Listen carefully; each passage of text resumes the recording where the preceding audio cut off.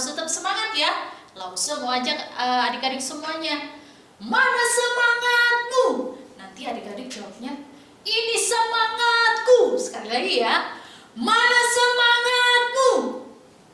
Nah, ini semangatku. Nah, adik-adik semuanya semangat ya.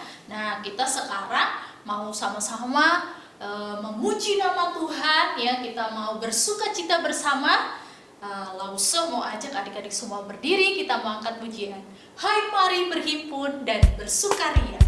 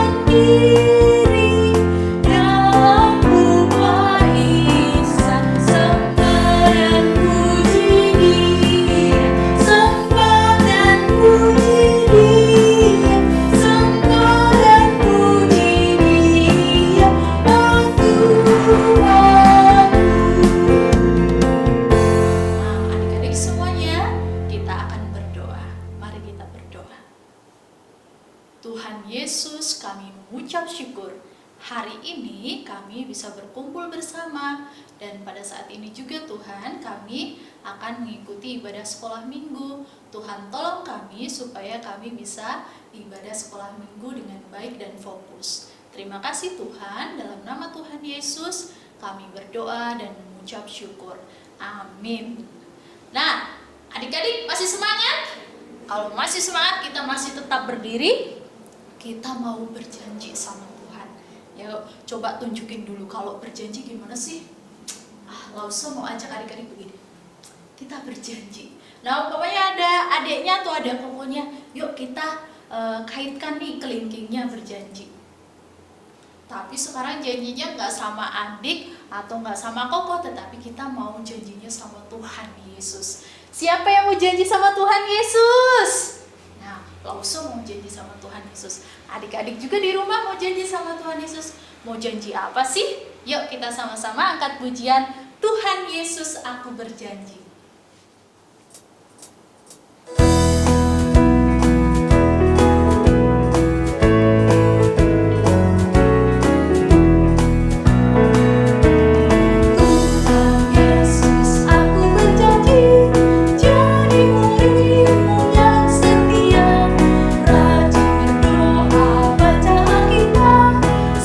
Bersaksi bagimu, apa iblis aku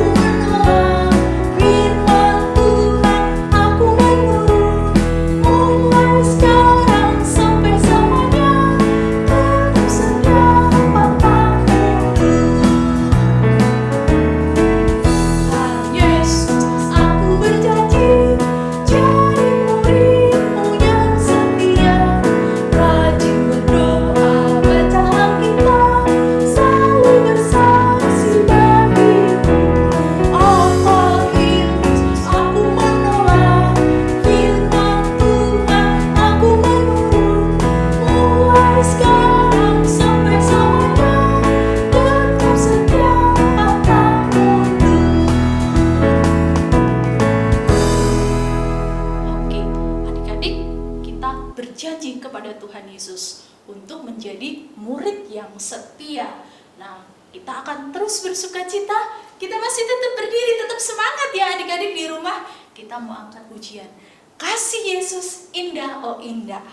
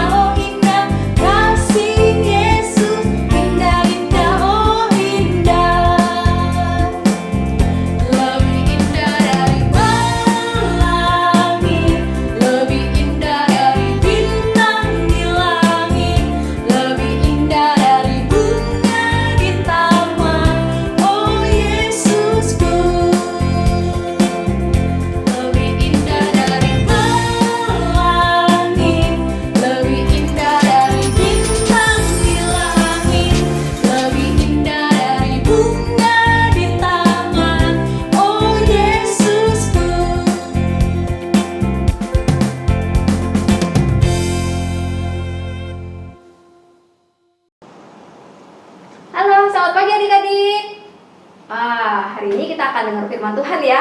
Udah siap kan semua di rumah? Siapin apa? Alkitab. Dan semuanya siapin diri ya, kita akan dengar firman Tuhan. Tapi yuk kita sebelumnya berdoa lebih dahulu. Kita lipat tangan, kita tunduk kepala, kita berdoa. Tuhan Yesus yang baik, terima kasih kalau hari ini kami boleh mendengar firman Tuhan. Tuhan kiranya tolong kami supaya kami boleh mengerti setiap firman yang mau Engkau beritakan kepada kami. Tolong kami supaya kami mengenal Tuhan dan juga hidup seperti apa yang Tuhan mau. Di dalam nama Tuhan Yesus kami berdoa dan mengucap syukur. Amin. Nah adik-adik, kalau seandainya ya adik-adik suruh pilih roti enak tapi kecil atau roti enak tapi besar, pilih yang mana yo? Kalau Lausa Tirsa sih pilihnya yang enak dan besar. Supaya apa? Bisa kenyang, bisa puas, enak pokoknya. Satu lagi, kalau misalnya adik-adik suruh pilih tinggal di kota yang kecil atau tinggal di kota yang besar, ayo adik-adik pilih yang mana? Kalau Lausa Tirsa sih kayaknya bakalan pilih tinggal di kota yang besar. Soalnya kalau tinggal di kota besar, wah semua makanan enak banyak ada di sana. Tempat-tempat yang bagus ada di sana. Pergi kemana-mana juga enak. Bisa pergi ke mall lagi. Enak loh tinggal di kota yang besar. Lausa Tirsa mungkin akan pilih di sana. Nah adik-adik, kalau kita disuruh pilih, mungkin kita akan pilih apa? Sesuatu yang baik, sesuatu yang besar, sesuatu yang nyaman buat kita. Pokoknya sesuatu yang enak deh, pasti kita akan pilih itu. Kira-kira kalau misalnya Tuhan memilih, Tuhan bakalan pilih apa ya? Penasaran gak? Nah adik-adik yuk, Lausa Tirsa ajak adik-adik di rumah buka Alkitabnya dari Mika pasal 5 ayat pertama ya. Mika pasal 5 ayat pertama. Nah adik-adik bisa ketemuin kitab itu di Perjanjian Lama ya, Perjanjian Lama. Nah Lausa Tirsa akan bacain buat adik-adik Mika 5 ayat 1. Tetapi engkau, hai Betlehem Efrata, hai yang terkecil di antara kaum-kaum Yehuda, daripadamu akan bangkit bagiku seorang yang akan memerintah Israel, yang permulaannya sudah sejak purbakala, sejak dahulu kala. Nah adik-adik, zaman dulu sekali ya, orang Israel itu apa? Tidak menyembah kepada Tuhan, tidak mengasihi Tuhan. Mereka itu sembah dewa-dewa, mereka itu sembah patung-patung, mereka itu gak beribadah lagi sama Tuhan. Nah Tuhan waktu itu lihat umat Israel, Tuhan marah dan Tuhan menghukum. Tuhan itu apa? Akan bawa orang-orang Israel yang tidak menyembah Tuhan itu akan dihukum, dijajah bangsa asing. Terus mereka akan apa? Hidup susah. Tapi adik-adik, Tuhan tidak tinggal diam. Walaupun Tuhan menghukum orang Israel, tapi Tuhan akan menolong. Nah makanya adik-adik, Tuhan kasih pesan kepada Nabi Mika. Pesannya apa tadi? Ya itu tadi yang kita baca ya. Nanti suatu saat akan lahir di kota yang kecil. Namanya kota apa tadi? Kota Betlehem. Dan akan lahir raja yang besar. Raja besar yang jauh lebih hebat dari Raja Daud, jauh lebih hebat dari Raja Salomo, jauh lebih hebat pokoknya dari semua raja yang ada di dunia. Siapa? Ada yang bisa tebak? Betul, Tuhan Yesus ya. Mika bilang apa? Suatu saat akan raja itu lahir di kota yang kecil. Memang gak ditulis di Mika siapa namanya, tapi kita tahu ya, yang akan lahir itu adalah Tuhan Yesus. Nah, adik-adik, waktu kita baca tadi di kitab Mika ya, Tuhan Yesus tuh lahirnya di kota kecil, namanya kota Bethlehem. Itu udah diberitain juga di kitab Injil seperti Matius, Markus, Lukas, Yohanes. Ternyata Tuhan itu akan lahir di kota yang kecil, tadi namanya Bethlehem. Nah, adik-adik, ternyata ya, waktu Tuhan bilang akan lahir di kota yang kecil, ternyata raja itu juga bukan hanya lahir di kota yang kecil. Kalau kita baca di kitab Injil ya, kita akan temuin bahwa Tuhan Yesus itu bukan hanya lahir di kota Bethlehem yang kecil. Tapi ingat gak nih, Tuhan Yesus juga tempat lahirnya di mana? Tempat lahirnya di kandang domba. Bau, jorok, ya. Orang-orang aja nggak mau ke sana, tapi Tuhan Yesus lahir di sana. Terus Tuhan Yesus lahir dari perutnya siapa? Ingat ya? Dari perutnya Ibu Maria, ya. Masih muda, masih remaja, dipakai Tuhan untuk jadi ibunya Tuhan Yesus. Padahal Ibu Maria apa? Waktu masih muda tuh nggak dianggap orang lah, dianggap remeh. Ih, siapa sih, masih muda, masih kecil, bisa apa sih? Suka diremehin, ya. Nah, terus satu lagi, waktu Tuhan Yesus lahir, ingat nggak siapa orang-orang pertama yang dengar berita kelahiran Tuhan Yesus? Betul, para gembala yang kerjaannya selalu kumpul-kumpul sama domba-domba yang bau, yang kotor, yang jijik, yang orang juga apa? Nggak mau kadang-kadang deket-deket, ih jijik ah. Tapi apa? Tuhan justru beritakan kabar kelahirannya sama orang yang seperti para gembala. Nah, adik-adik nih ya, kita lihat nih, Tuhan itu pilih tempat yang kecil, tempat yang kotor, tempat yang hina, orang yang nggak dipikirin orang lain, ya. Terus sama orang yang masih muda, yang nggak dianggap sama orang lain. Mungkin kita bingung ya, ih kenapa sih katanya akan lahir raja besar, Tuhan yang hebat, Tuhan yang berkuasa, tapi kok lahirnya di kota kecil, tapi kok lahirnya di tempat yang kotor, tapi kok lahirnya dari perut seorang yang nggak hebat-hebat amat, yang masih muda banget. Kok beritanya disebarin bukan sama pejabat-pejabat, tapi beritanya disebarin justru sama para gembala. Apa sih maksud Tuhan? Kenapa Tuhan harus beritain seperti itu? Nah, adik-adik, ini artinya ya, Tuhan itu pilih yang kecil, yang hina, yang tidak berharga, karena Tuhan juga mau gambarkan waktu Tuhan Yesus datang ke dunia, Tuhan itu juga akan menemui orang-orang yang hina, orang-orang yang tidak berharga, orang-orang yang kecil, orang-orang yang tidak dianggap karena dosa. Tuhan Yesus datang ke dunia mau mengasihi siapa? Manusia yang berdosa. Nah, itu kenapa Tuhan memilih tempat yang kecil, memilih orang yang hina, memilih orang yang tidak dipandang. Nah, adik-adik, kita tadi dengar beritanya, berita siapa? Nabi Mika kepada umat Israel yang akan dihukum Tuhan, tetapi juga akan ditolong Tuhan. Berita bahwa Tuhan Yesus akan lahir, Tuhan Yesus akan menyelamatkan. Adik-adik tahu nggak berapa tahun Nabi Mika itu memberitakan pesan itu sebelum Tuhan Yesus lahir? Berita dari Nabi Mika itu 700 tahun loh.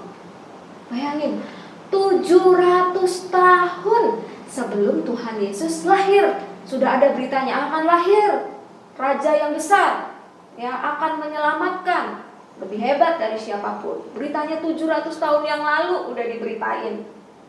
Dan bahkan adik-adik, sebelum Nabi Mika ada nabi-nabi yang lain juga yang udah ceritain tentang kelahiran Tuhan Yesus.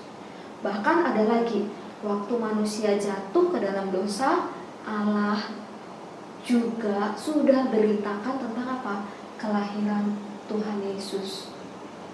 Artinya apa adik-adik?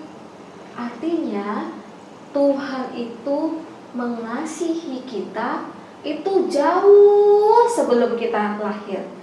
Jauh sebelum Tuhan Yesus itu akan datang menyelamatkan kita, Tuhan Yesus itu sudah mengasihi kita. Dan Tuhan Yesus sudah punya rencana untuk selamatin kita. Ya, udah jauh-jauh hari sebelumnya.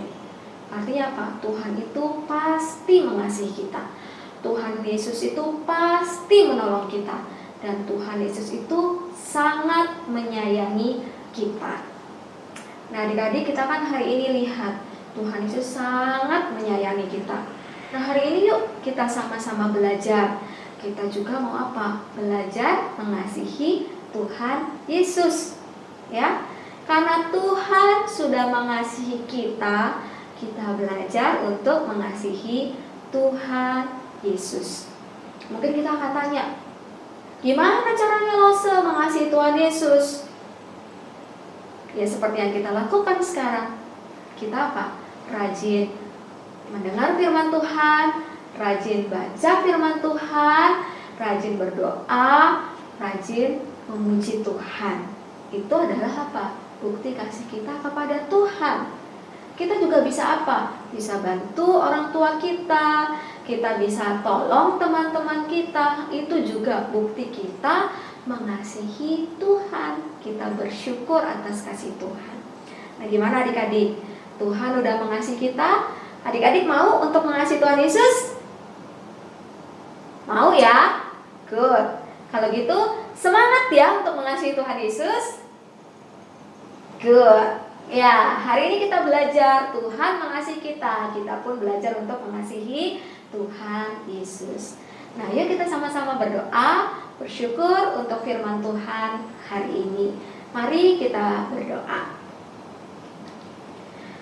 Tuhan Yesus, terima kasih kalau Tuhan sudah mengasihi kami semua.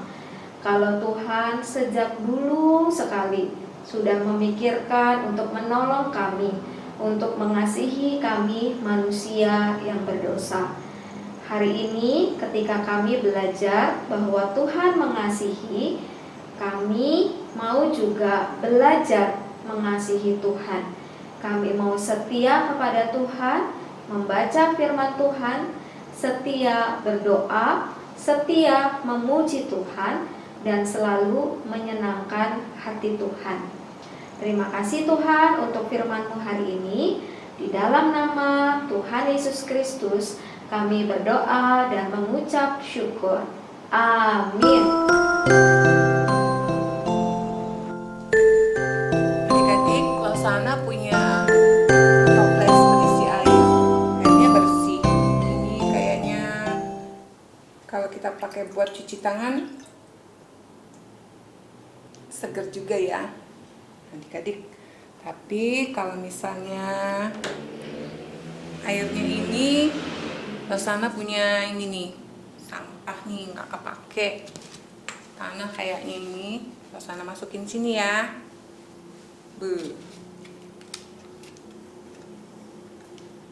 Becek ih. Coba sih. Losana ada ini lagi nih. Bentar ya. Ada sampah. Losana masukin sini deh. Biar jadi satu sampahnya. Coba dong kalau diaduk. Jadi becek dan jorok. Kalau tadi airnya bersih, kita pakai buat cuci tangan tuh, tangan kita jadi seger.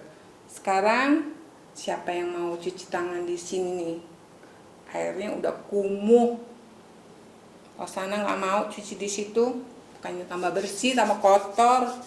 Adik-adik mau? Nah, adik-adik, ini seperti dunia ini waktu Tuhan ciptakan semuanya bersih.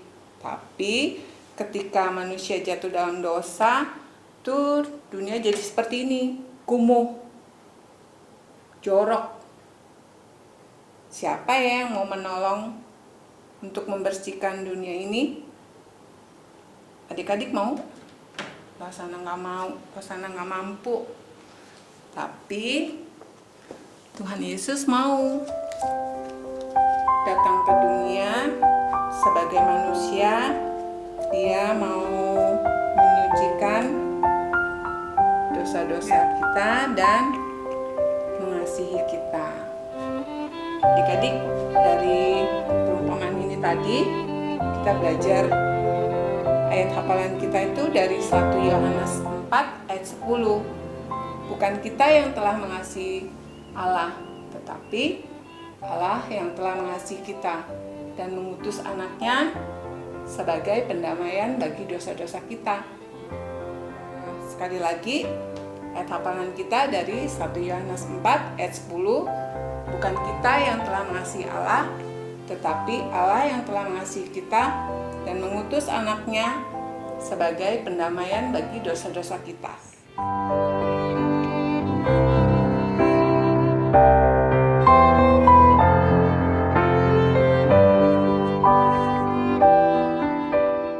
Bapa kami yang di surga, dikuduskanlah namamu, datanglah kerajaanmu, jadilah kehendakmu di bumi seperti di surga. Berikanlah kami pada hari ini makanan kami yang secukupnya, dan ampunilah kami kesalahan kami seperti kami juga mengampuni orang yang bersalah kepada kami. Dan janganlah membawa kami ke dalam pencobaan, tetapilah lepaskan kami daripada yang jahat, karena Engkaulah yang mempunyai kuasa dan kemuliaan sampai selama-lamanya. Amin. Adik-adik, Tuhan Yesus sudah mengasihi kita. Kita juga harus lebih lagi mengasihi Tuhan Yesus. Siap ya kita untuk menerima kasih Tuhan yang begitu banyak. Nah, jangan lupa kita tetap mengikuti sekolah minggu setiap hari Minggu jam 10. Sampai jumpa minggu depan. Dadah! Yesus terang dunia, Dia dari surga